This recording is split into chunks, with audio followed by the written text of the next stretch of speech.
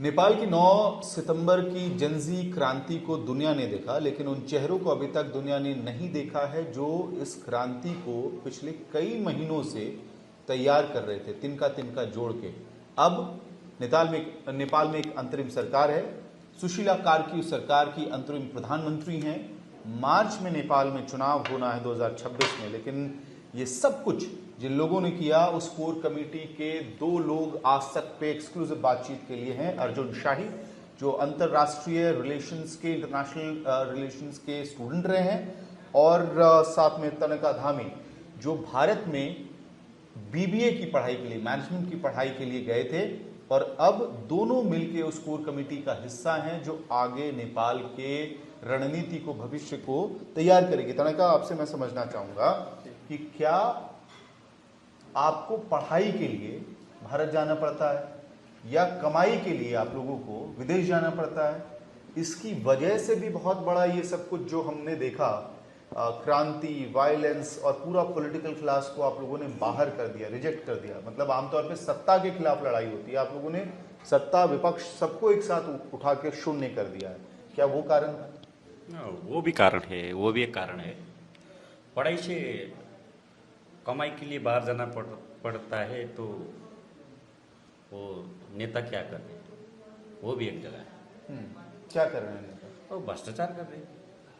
वही तो मूलभूत प्रश्न है ना। कमाई के लिए, पढ़ाई के लिए बाहर जाना पड़ेगा, तो कोई देश का लोग तो क्या करेंगे, ये है ना। तो क्या आप जैसे युवाओं के लिए नेपाल में कोई जगह नहीं थी? हाँ, कुछ जगह नहीं थी। ये तो सीधा सीधा बताना पड़ेगा इंटरनेशनल सोसाइटी को, इंटरनेशनल मीडिया को क्लियर से बताना पड़ेगा। नेपाल में कोई जगह नहीं थी युवा के लिए। वो सिर्फ नाम की वो जगह थी। वो समावेशी के बाद जो नेपाल के लीडर करते थे, वो एक्चुअली में नहीं था। वो कागज में था, लेकिन प्रैक्टिकली नहीं था।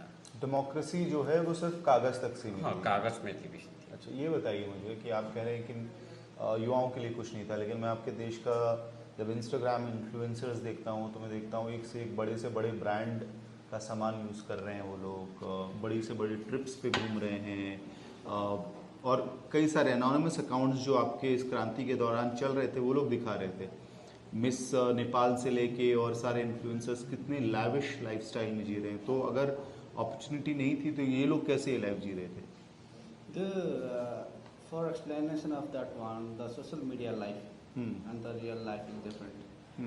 Most of the people, they are assuming as a rich people in social media, but in reality they are not. But among them, some of them are living really lavish life. They are the children of politicians, bureaucrats, the higher level authority people. जी। So how did they earn? Mic थोड़ा करीब। Yeah. How did they earn? They earn through the way that nobody should earn. That is corruption. Corruption is the greatest problem, not only in Nepal, all over the world. So our main agenda for the protest was fighting against corruption, because we people are not getting the basic need and requirement. So how the people are getting that much lavish life with this earning of Nepal? We do have poor per capita. How are they living the lavish life? How are they buying the lavish product? The reason behind it is all corruption. So our main agenda was to stop the corruption, to reform the new economic system without corruption, to new nation. Yeah, to just send to the prison to the people who are involved in the corruption. I just don't denote any people. The people who are involved in the corruption. Yeah. ठीक है, मैं आपका मुद्दा समझ रहा हूँ। भ्रष्टाचार, nepotism, महंगाई और हैव और हैव नॉट्स की लड़ाई जो होती है, एक तरह से आप कह रहे हैं कि जो कम्युनिस्ट पार्टियां थी यहाँ पे, जिसको हैव और हैव नॉट्स की लड़ाई लड़नी थी, उन्होंने ही यहाँ पे समस्या खड़ी कर दी, ज़्यादा बड़ी। Yes, just wait. This is the war to fulfill the gap between the poor and the rich. Yeah. Why the rich is always being richer every day, why the poor is being poor and poor to poor every day. Yeah. Because it comes the same reason, the corruption. ठीक है। No, non-systematic system. Yeah. So that's it. अब आपकी सरकार बन गई है, सुशीला कार्की प्रधानमंत्री हैं, और आप लोग का रोल क्या होगा? बहुत लोगों के मन में ये सवाल है कि जनजीज ने रेवोल्यूशन कर दिया, अब क्या प्रधानमंत्री बना दिया, अब आप लोगों का रोल क्या है यहाँ पे? तो rebuild the nation, we are rebuilding the nation by new government. वो जेनजी रिवॉल्यूशन जो रिवॉल्यूशन था वो कभी इतिहास में नहीं न हुआ था, न होंगे, न हो सकता है बाद में। ये हमारा फ्यूचर प्रेडिक्टेबिलिटी है जी। तो अभी हम सरकार बनाने में नहीं है, सरकार में कौन जाएगा कौन नहीं जाएगा वो हमारा इंटरेस्ट का बात नहीं, लेकिन हम जरूर सिस्टम रिबिल्ड करेंगे जिसमें हर आदमी का इक्वल राइट्स होगा एंड प्रॉस्परस लाइफ होगा, वही हम सोच रहे हैं। आप सरकार के कामकाज को मॉनिटर करेंगे, रिव्यू करेंगे और नेपाल के लिए वो काम करें, इंश्योर कराएंगे। हाँ, लेकिन किस रोल में? आपकी कोई एडवाइजरी कमेटी होगी जिससे सुशीला कार्की उस बात को मानेंगी? क्योंकि कल जब मंत्री आ जाएंगे तो वो तो कहेंगे कि भाई हम क्यों सुने आपकी। फिर हम तो अभी जो जेनजी कमिटी है, जो जेनजी की वो ऑफिशियल कमिटी है, वो कमिटी गवर्नमेंट इफिशिएंसी को मॉनिटर करेंगे। ओके। कितने लोग हैं उस कमेटी में आप लोग? और वो अभी तो फाइनलाइज नहीं हुआ है, लेकिन हर मंत्रालय है उसको अलग अलग से वो मॉनिटर करेंगे, उसके ऊपर वो गवर्नमेंट इफिशिएंसी टीम होगा, उसके भी मॉनिटर होगा जी, मॉनिटर का भी मॉनिटर होगा। एक सिस्टम ऐसा बैठा। जनजी क्यों मंत्रिमंडल में नहीं जा रहे हैं आप लोग, जो मेन मेंबर्स थे अंतरिम सरकार के मंत्री? अंतरिम सरकार के मंत्री के लिए वो आवश्यकता अनुसार एक तो जा सकता है, लेकिन अभी फिलहाल वो प्लान नहीं किया है।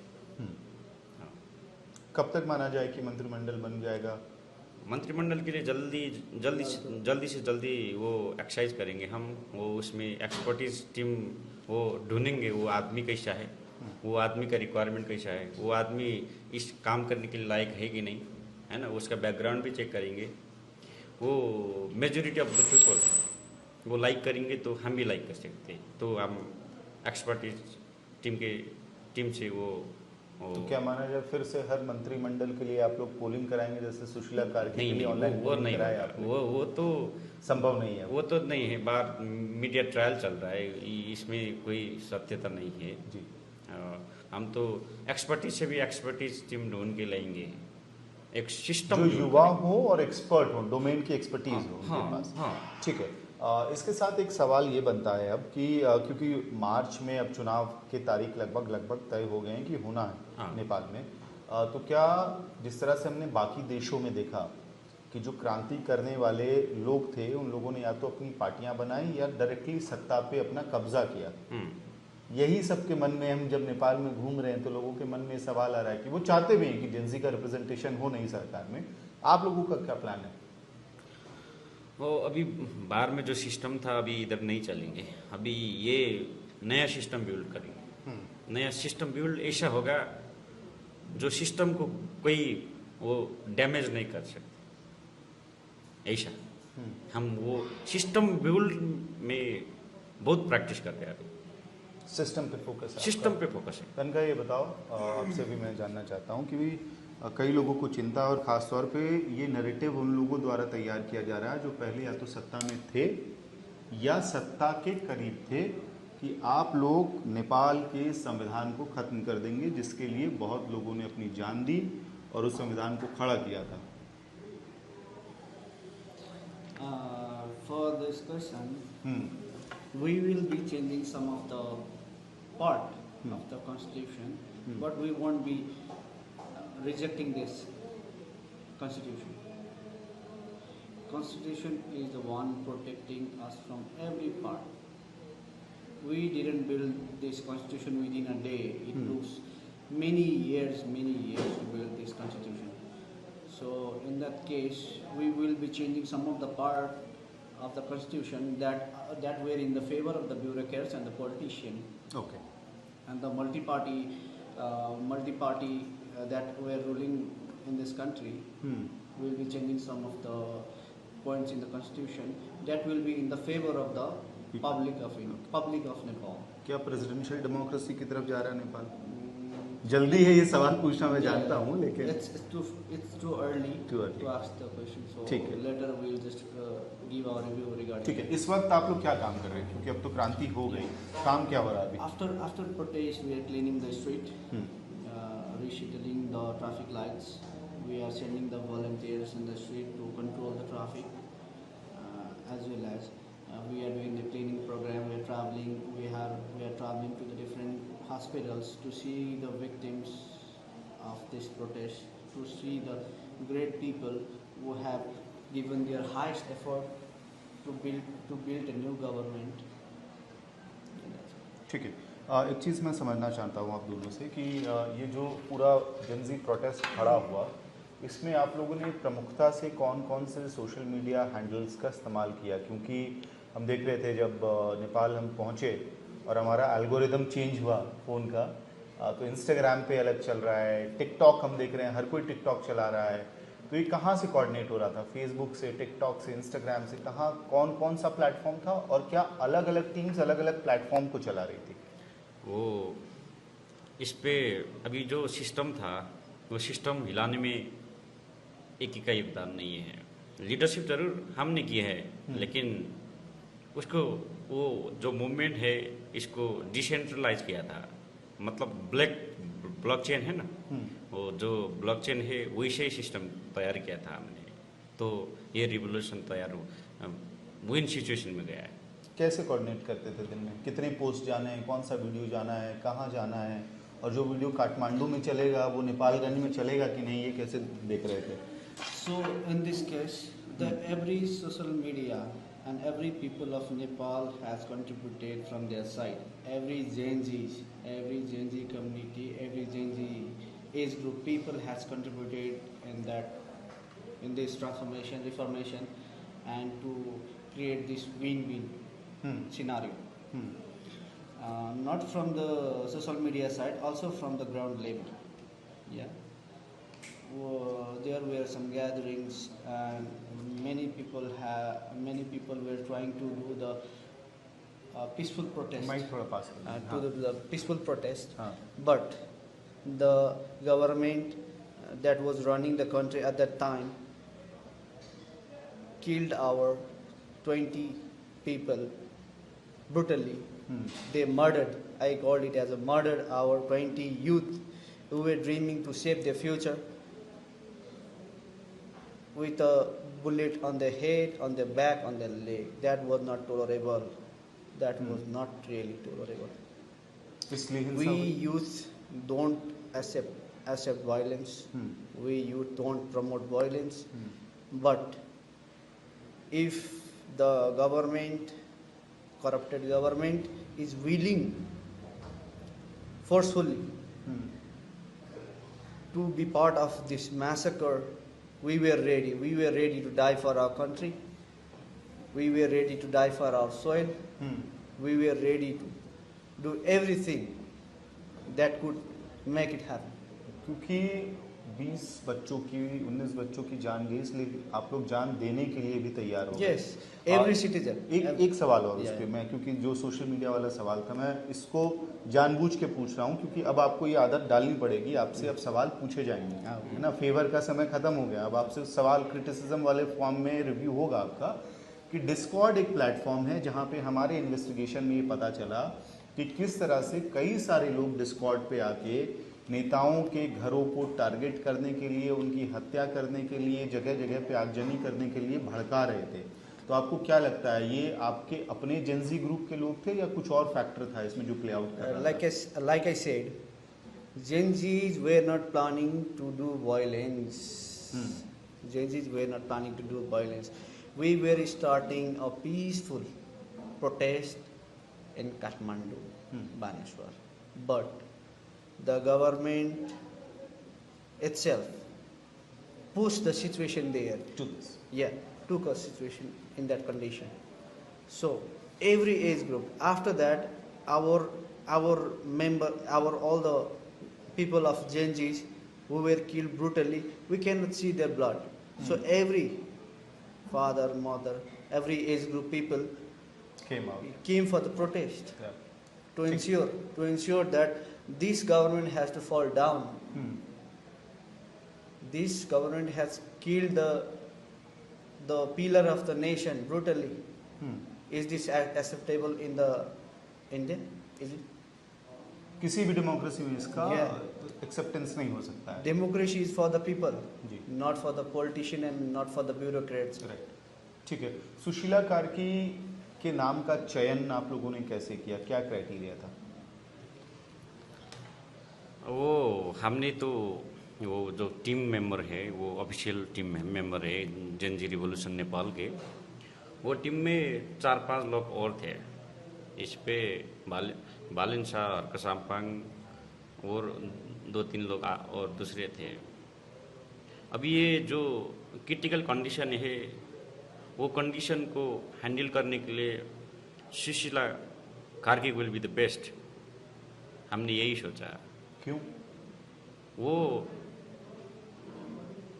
एक रीजन है, कॉन्स्टिट्यूशनल वो चीफ जस्टिस पे उनको कानून की समझ हाँ है, कानून की समझ है। और दूसरी बात,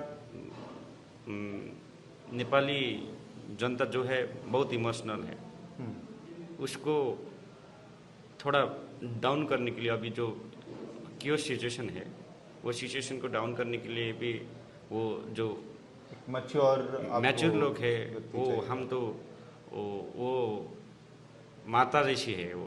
अच्छा। हाँ, हमारा और नेपाली की अभी तो माता है, वो माता हर किसी बच्चे के लिए, हर किसी देश के लिए गलत काम नहीं कर सकती।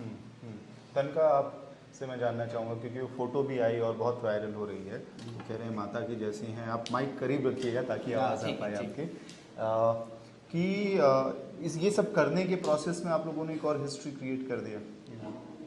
नेपाल को पहली महिला प्रधानमंत्री मिली। We were not only the one to create history. It's a win of all the Gen Z community. नहीं, मैं वही कह रहा हूँ कि एक तो क्रांति हुई, ये इतिहास है, एक और इतिहास बन गया कि नेपाल को पहली महिला प्रधानमंत्री मिल गई। Yeah, that's the reason. As you can say, women were being dominated, women were being suppressed, each and every part.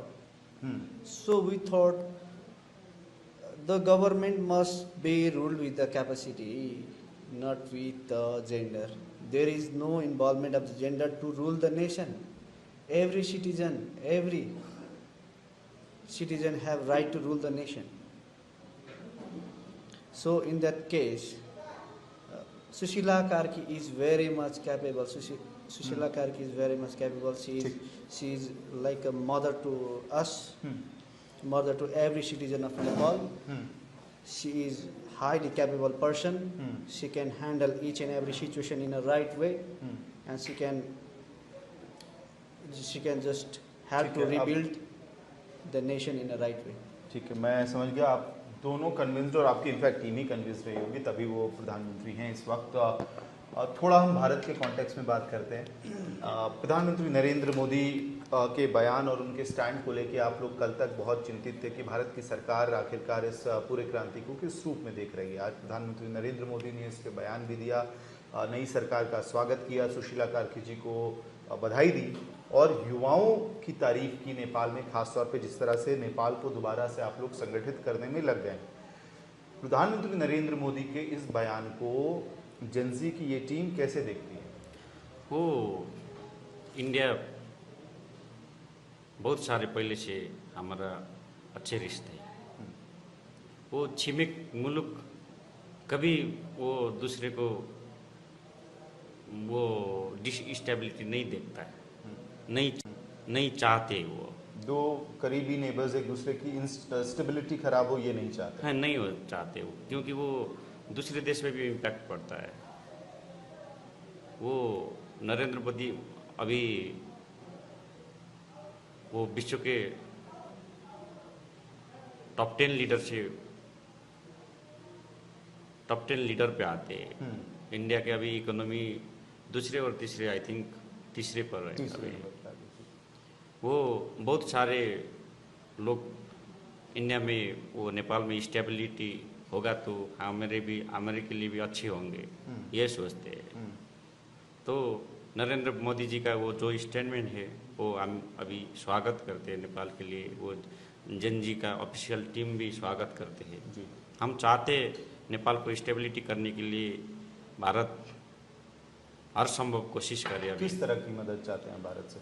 अभी तो हम तो अभी एग्जैक्टली वो ये ऐसा मदद कीजिए नहीं बता सकते, लेकिन स्टेबिलिटी मेंटेन करने के लिए हर समय हर संभव मोरल रिस्पॉन्सिबिलिटी का जो आवश्यकता है वो मोरल रिस्पॉन्सिबिलिटी का हम अच्छे से उम्मीद रख रहे हैं। उम्मीद रख। अच्छा ये बताइए मुझे, क्योंकि हालांकि ये मैं जानता हूँ आप लोग बहुत युवा हैं, यंग हैं और इस तरह के सवालों का जवाब अभी बनता नहीं है, लेकिन फिर भी जो ओली सरकार थी उसको माना जाता था कि एंटी इंडिया एस्टैब्लिशमेंट है नेपाल में। अब जो आप लोगों की अंतरिम सरकार आई है या जो आप लोग भविष्य देख रहे हैं नेपाल का, उसमें भारत और नेपाल के रिश्ते कैसे आप लोग देखना चाहते हैं? हम तो किसी के साथ वो गड़बड़ करना नहीं चाहते। अभी जो भारत से गड़बड़ रिश्ते ना हो, भारत से बेहतर रिश्ते हो। क्या बेहतर रिलेशन हो, बेहतर रिलेशन हो। वो अभी जो टाई अप है वो कल्चरल टाई अप है, जो रोटी बेटी का संबंध है, जो रोटी बेटी का हाँ जो रोटी बेटी का संबंध है, जो कायम रहे, उससे ज़्यादा बहुत मजबूत पकड़ रहे, यही चाहते हैं हम। ठीक है। और क्या इस सारे कॉन्टेक्स्ट में सवाल भी आता है कि क्या अभी आप लोग सेकुलर डेमोक्रेसी हो गए हैं, क्या ये जो रेजीम चेंज है इससे क्या ट्रांजिशन सेकुलर डेमोक्रेसी से फिर से हिंदू राष्ट्र की तरफ नेपाल कहीं कदम बढ़ा रहा है यहाँ से? देखिए, रिलीजन के मामले में अभी तक कुछ हमारे इधर कुछ इश्यू नहीं। We are living happily, even the Muslims, even the Christian, even every society, even Hinduism, we are living happily. So it doesn't matter whether our country is secular or whether our country is Hinduism. We all people in Nepal are living peacefully and happily. We don't have any discrimination on the basis of religion. We respect each other's faith and their way of thinking. And it's the first human thing. इंसानियत पहले आती है। इंसानियत की बात है जी। That we must think the first thing that we must think is that humanity is the greatest thing. Humanity. लेकिन वैसे उसमें सवाल ये होगा ना कि जैसे नेपाल के पास एक बहुत बड़ा कल्चरल एसेट है, हिंदुज़म का सेंटर होने का। राम अगर उधर है तो जानकी माँ का ये जन्मभूमि माना जाता है ना? तो उसमें क्या पोजीशनिंग बेटर कौन सी, सेकुलरिज्म वाली पोजीशनिंग बेटर है या हिंदुइज्म का सेंटर बनना नेपाल के लिए बेहतर है? फिर वैसे में भी हम यही कहना चाहते हैं, तो अभी ये बुद्धिज़्म का भी सेंटर है, बुद्धिज्म का भी बिल्कुल सेंटर है, ये हिंदुइज्म का भी सेंटर है। तो हम अच्छे से ये चाहते हैं दो जो धर्म है वो अच्छे से मिल के रहे। ठीक, बहुत अच्छी बात है। लेकिन अब सवाल ये कि आप लोग क्या आने वाले समय पर पॉलिटिकल पार्टी बना के चुनाव लड़ने वाले हैं? अभी तो कोई बहुत ज़्यादा नहीं सोचा है। हम यही बताना चाहते हैं कि अभी हम सिस्टम बना रहे हैं, सिस्टम बनाने में हर कोशिश संभव करेंगे, यही बताना चाहता हूँ। भारत से क्या आप चाहेंगे कि यहाँ मैन्युफैक्चरिंग यूनिट्स बड़ी बड़ी कंपनियों की लगे जिससे इकोनॉमी आपकी जो है स्ट्रांग हो? Not only India, we request all over the world to invest in Nepal. Now Nepal will be the corruption-free country. So there won't be any restriction on doing legal work in India. We don't promote illegal factories or anything in Nepal, but we will promote the factories and even the different units to build our country again. तो आप चाह रहे हैं कि ना केवल भारत बल्कि पूरी दुनिया की बड़ी बड़ी Yeah. कंपनियां आके यहाँ पे फैक्ट्रीज लगाएं। We want to make sure to the whole world that Nepal will be the safest and the best place to be invested in the future time. आपको नहीं लगता ये जो अभी 9 तारीख को हुआ, जिस तरह की आगजनी हुई, जिस तरह के शोरूम्स में आग लगाए गए, बिजनेस सेंटर्स में आग लगाए गए, तो बहुत सारे लोग जो टैरिफ वॉर की वजह से यहाँ इन्वेस्टमेंट के लिए आ रहे होंगे वो थोड़ा डर गए होंगे अभी? No, that was the thing that happened in 9 September was not predictable. It was unpredictable and the bad decision of government of Nepal at that time. Okay, आखिर में एक सवाल मैं आपसे जानना चाहता हूँ। फिलहाल आपके भूतपूर्व प्रधानमंत्री केपी शर्मा ओली आर्मी के सुरक्षा के अंदर रह रहे हैं और बहुत सारे पॉलिटिकल क्लास जो है वो आर्मी के प्रोटेक्शन में रह रहे हैं। वही आर्मी जिसने आपको इनेबल किया सुशीला कार्की को प्रधानमंत्री बनाने में और आपके स्ट्रगल को आइडेंटिफाई किया। अब जब ये सब कुछ हो गया है तो केपी शर्मा ओली और पॉलिटिकल क्लास का भविष्य क्या है? यहाँ से वो कहाँ जाएंगे? Regarding that, we don't. नहीं, आप क्या चाहते हैं कि उनके खिलाफ कमीशन बैठे, जांच हो, गिरफ्तारी हो, क्या चाहते हैं आप? For that, we just want the corrupted people. We don't allocate any. We don't take name of any specified people, like you said. We are just wanting the corrupted people, not only from the political side, from the bureaucrats, from the judiciary, from the legislature, who made our nation this much poor, who created this situation, who influenced the youth to do protest against them. We want them behind the bar. ठीक है। और जो 9 तारीख की हत्याएं हुई, क्या उसके लिए अलग से कमीशन बैठने वाला जांच के लिए? It's the matter of discussion. Yeah, it's the matter of discussion. So I'll make sure to inform you in the future time if. ठीक है। और अंत में आप दोनों से ये जानना चाहूँगा, केपी चोर गद्दी छोड़ के नारे के अलावा क्या आप लोगों का ये जो सोशल मीडिया ग्रुप्स था इसमें भी कोई नारे चल रहे थे जिसकी वजह से इतनी बड़ी क्रांति खड़ी हुई है?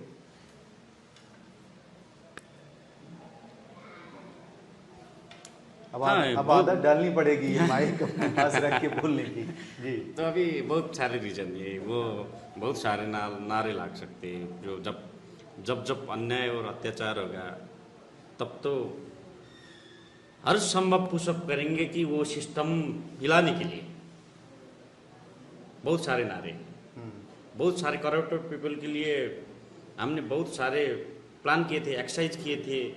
वो not including only the politician, वो ब्यूरोक्रेट्स में भी होता है, वो दूसरे में भी है। तो अभी हम इतना ही बताते है आपके पास? रीस्टैब्लिश दी नेशन, लिस्ट है लोगों की पूरी बनी हुई। हाँ, बिल्ड द ग्रेट नेशन। अभी तो वो नहीं बता सकते लिस्ट है या नहीं है। आपकी बातचीत से लग रहा है कि आप लोगों ने रिसर्च में तैयार कर रखा है किसने कहाँ क्या किया है। हाँ, रिसर्च नहीं हुआ था तो इतना सिस्टम हिलाने में कोई वो ताकत नहीं होता था। हमने बहुत सारे एक्सरसाइज किए थे, बहुत सारे रिसर्च किए थे, बहुत सारे वो काम किए थे जिसमें सिस्टम हिला जाएगा। सर, नेपाल के युवाओं को अंतर्राष्ट्रीय स्तर पे जिस तरह से देखा जाता था, क्या उससे बहुत ज़्यादा एक नाराज़गी और बढ़ी थी कि क्या सही शब्द होगा मुझे पता नहीं, लेकिन एक डिग्निटी भरी लाइफ तो डिनाई हो रही थी नेपाल के एक बहुत बड़े तबके के युवाओं को। क्या उसने भी बहुत बड़ा पेट्रोल का काम किया इस गुस्से को भरने में? हम अभी एक ही बात नहीं बता सकते, बहुत सारे फैक्टर है जिसने ये क्रांति को सफल किया। अभी वो जो नेपाल जो अच्छे देश था, अच्छे देश है, उसमें करप्टेड पीपल का राज हुआ था। वो करप्टेड पीपल ने राज किए थे बहुत साल से। वो सिस्टम को हिलाने में किसी का ताकत नहीं था, तो हमने सोचा ये सिस्टम को हिला देंगे। तो अब वार पार का लड़ाई होगा। वो वार पार का लड़ाई में हमने हर आदमी का साथ लिए थे, उसमें हम सफल हुआ है। अभी ये है। तनका, आप आखिर में कुछ कहना चाहेंगे? क्योंकि जेनजीज को खास तौर पे बहुत इनएफेक्टिव क्लास या ऐसा देखा जाता था दुनिया भर में कि ये तो दफ्तर भी नहीं आते हैं टाइम पे, और सोशल मीडिया पे, टिकटॉक पे लगे रहते हैं। उस क्लास ने इतना बड़ा चेंज किया है नेपाल में। I want to ask the whole world, the definition of maturity doesn't come with the age. It comes with the experience. It comes with the things that we have been suffered. It comes with everything that society has given us. It comes with a political, social life. So, 80 years man can be a child. 14 years child can be a man. True.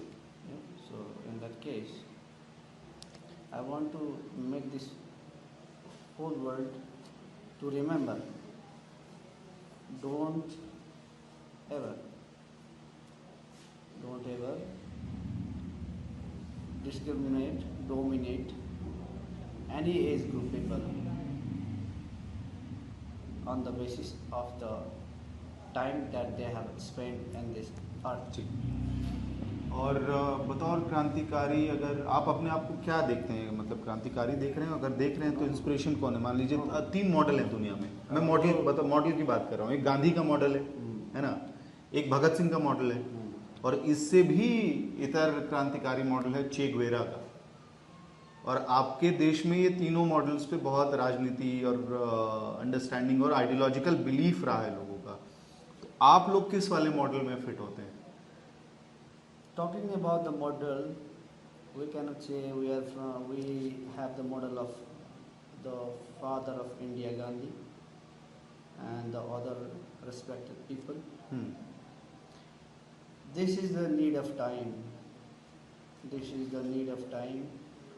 We are highly influenced by the social media and other different factors. So we cannot compare the past period with the present one. The past scenario was different. There was not social media and anything to raise your voice against that. But now you have different platforms. Ji. You can raise your voice in anywhere. The whole world will be watching you, like you and me today. इसलिए आपने 17 घंटे में सरकार बदल दी। Yeah, that's the reason. ठीक है, मुझसे बात करने के लिए बहुत बहुत धन्यवाद। तो ये थे तनका और साथ में अर्जुन शाही, वो कोर टीम जिसने नेपाल में इतिहास रचा, दुनिया में इतिहास रचा, 17 घंटे में पॉलिटिकल क्लास को सत्ता से बाहर किया। कह रहे हैं कि हम गांधी में भी भरोसा रखते हैं, अलग अलग क्रांतिकारियों में भी भरोसा रखते हैं, और ये भी कह रहे हैं कि केपी शर्मा ओली या किसी एक नेता की बात नहीं है। भ्रष्टाचार जिन्होंने नेपाल में किया है उसके खिलाफ कार्रवाई होगी। चुनाव लड़ेंगे नहीं लड़ेंगे ये अभी इन्हें पता नहीं है, लेकिन कह रहे हैं कि नेपाल को बड़ा करने के लिए, रिबिल्ड करने के लिए, एक सिस्टम बनाने में अब इनका आगे का कई महीना जाने वाला है। मैं हूं अमित भारद्वाज और आप ये स्पेशल एक्सक्लूसिव कॉन्वर्सेशन देख रहे थे आज तक पे। धन्यवाद। गर्मियों की छुट्टी होने वाली थी, मेरे पापा आने वाले थे, तो हम लोग सभी खुश थे। तो मैं बेड पे चढ़ के डांस कर रहे थे, डांस कर रहा था, लेकिन वो पहले ही आ गए। प्लीज। तो मैं उस समय तो कंटिन्यू नहीं कर सकता था ना, तो फ्रीज फ्रेम टाइप का हो गया। कसम पैदा कर